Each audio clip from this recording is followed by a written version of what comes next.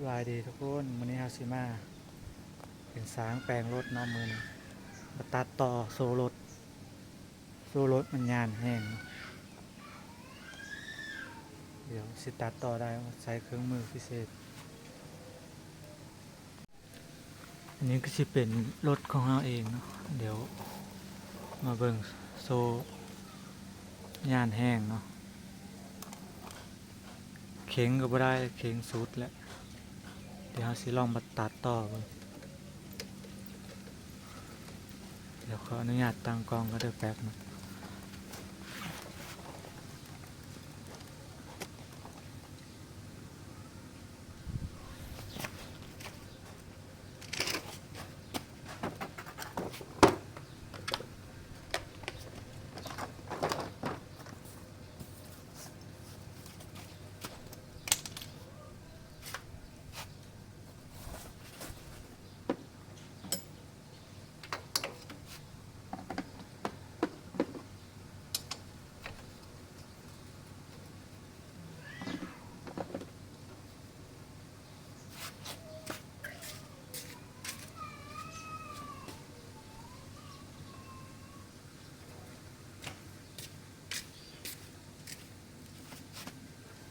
แล้วสิคลายน็อตออก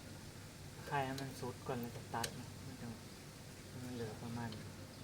มันจะเข็งได้หลายเถอะ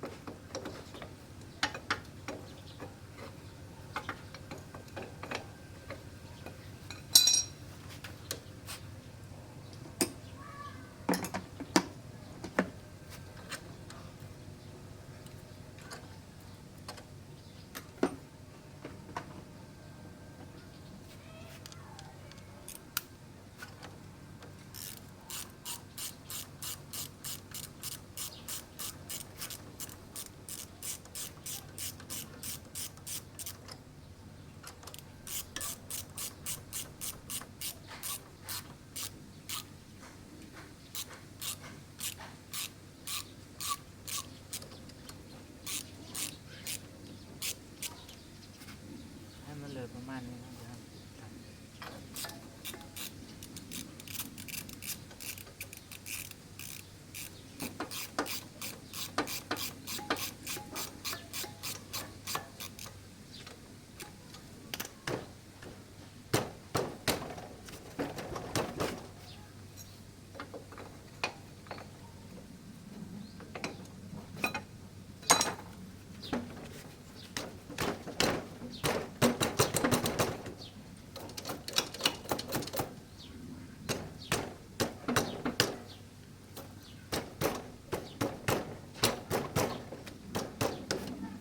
มันโซมันแน่นแห้ง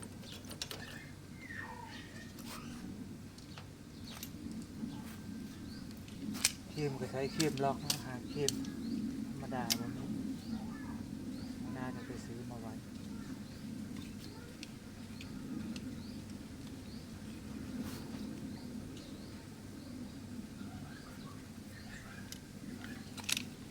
ลำบากนะ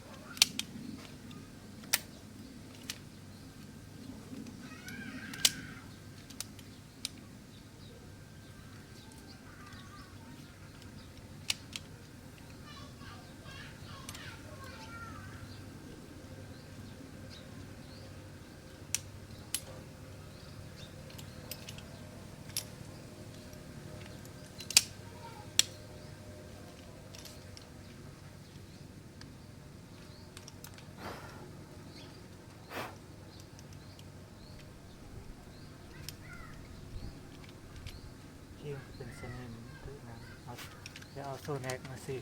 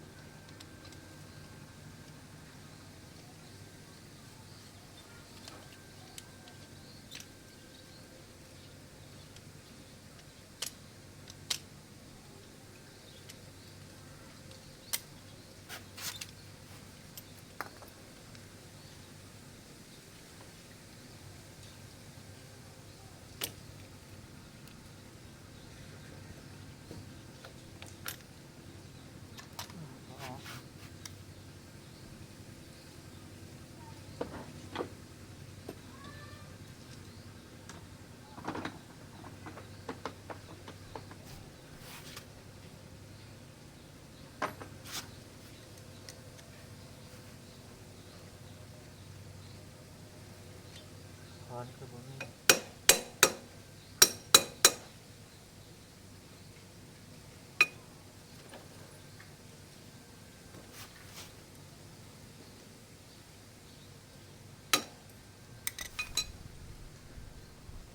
เอาคลิปล็อกมันออกได้แล้วครับ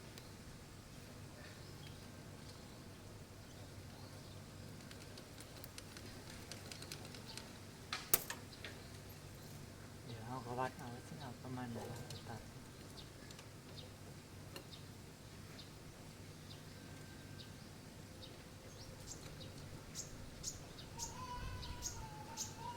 ประมาณ1 2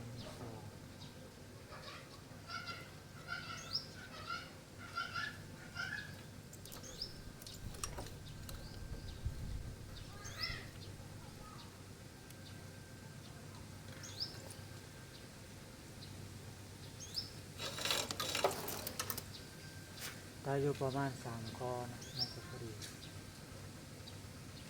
เดี๋ยวเรามาลองตัดเบิ่งเลยเนาะโดยใช้เครื่องมือพิเศษมันสิตัดได้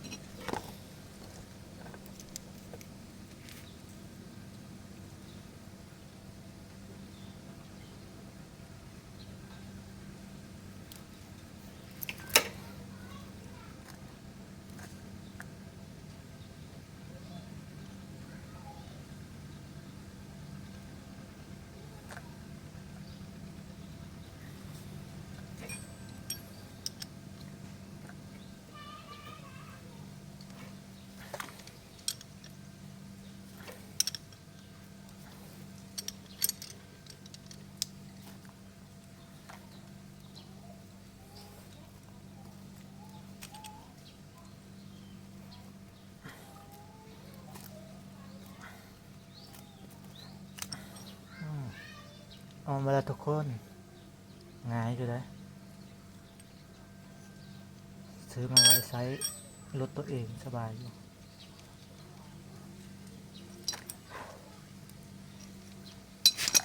นี่เดี๋ยวง่ายๆเลยออกมาแล้วเดี๋ยวเราสิใส่กลับเลยเนาะ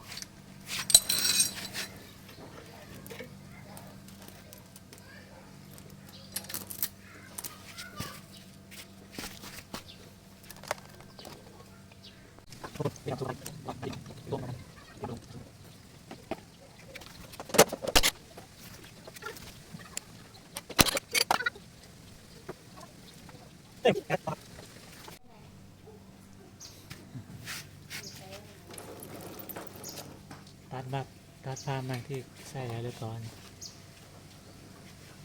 ตึงเป๊ะแล้วจะเอากระแลดใจเนาะว่ามันจะมีเศษหลอกโซ่พอดีเลย เอาแกลบใส่บ่ให้มันเสียงนะ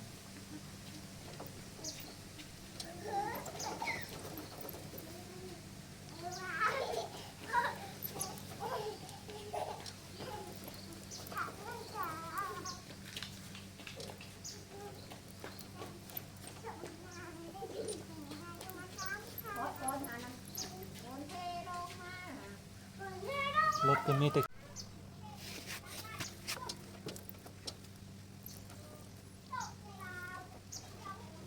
แล้วเรียบร้อยนะทุกคนนะครับสำหรับ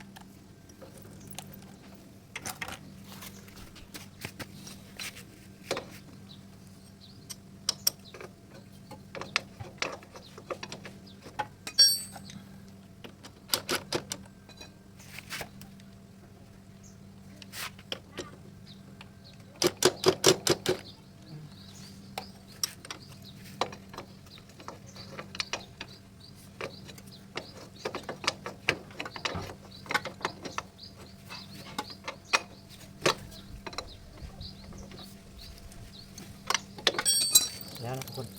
โอเค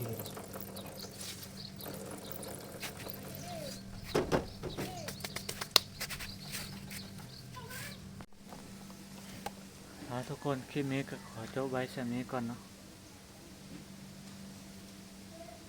เดี๋ยวคลิปหน้าเจอกันใหม่เด้อสบายดี